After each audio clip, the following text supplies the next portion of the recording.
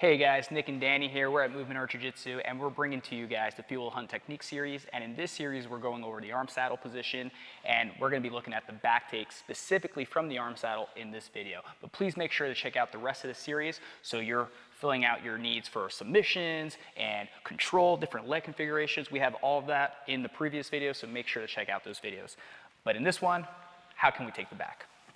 So whatever entry we use, all right, say maybe I go for my bump by, one of my favorites, ba, ba, ba, I get to my arm saddle position, and now I'm going against someone who's able to latch their hand onto their leg. So they're kind of attaching their upper body to their lower body in a way where I'm not quite able to extract the arm so that I can attack the submission. And whenever this happens, we're gonna have opportunities to now take the back. So one thing I like to do is I make sure that I'm either framing with my foot or sometimes if my leg's already in, I'll frame with my hand just to chest escape a little bit.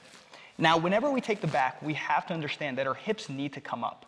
So I'm gonna look to go from a sideways configuration to propping up onto my shoulder so my hips can start to go above the line of their shoulder. And when I do this, I like to put my foot right here behind this back leg.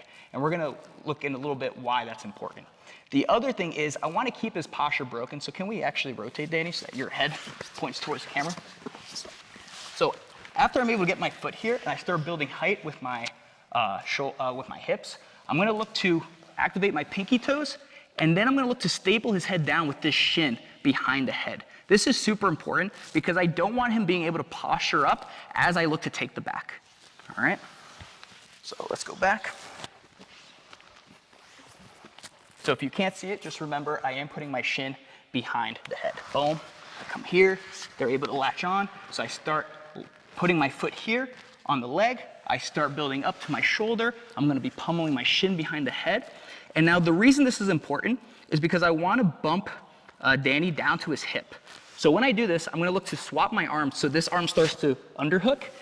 And once that's underhooking, now I can plant my hand and I can look to sweep him down to his butt like this.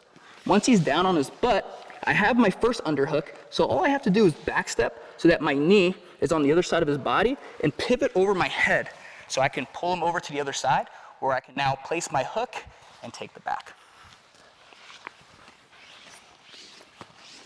So it's really important that we go from our arm saddle position, and then once we look to take the back, we set up our first underhook to complete the seatbelt.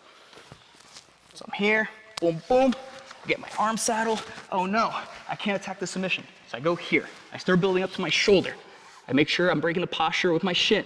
I switch my arm, boom, I start breaking him down, I back step, and now I can take the back like so.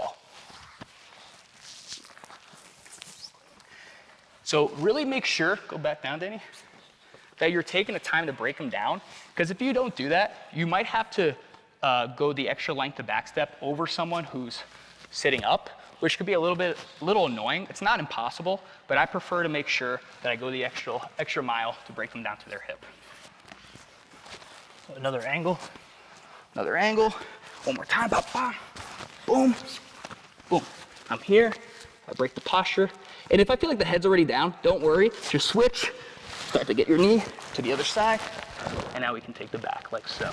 And you notice too, I might be grabbing the inside of my thigh, or I might be, gable gripping, connecting my hands and kind of shelling up everything together, but that's not preventing Nick from moving around me since he can't move my arm. And guys, the most important concept with this is that you understand that we're never just forcing what we want, we're always just taking what they're giving us. So in the process of going for the arm saddle, ideally, we would like the arm bar, but if they close that box, they close the submission box and give us other boxes to explore, like sweeps and back takes, we have to make sure we take the path of least resistance and explore those options instead. Otherwise, you're gonna be wasting energy and you might not get the desired result. So guys, with that said, make sure you check out the other videos. We have a plethora of different entries, we have submissions, and I believe we have other series as well. So if you wanna learn De La Hiva, if you wanna learn guard retention, we have series for that as well. So make sure to check out those.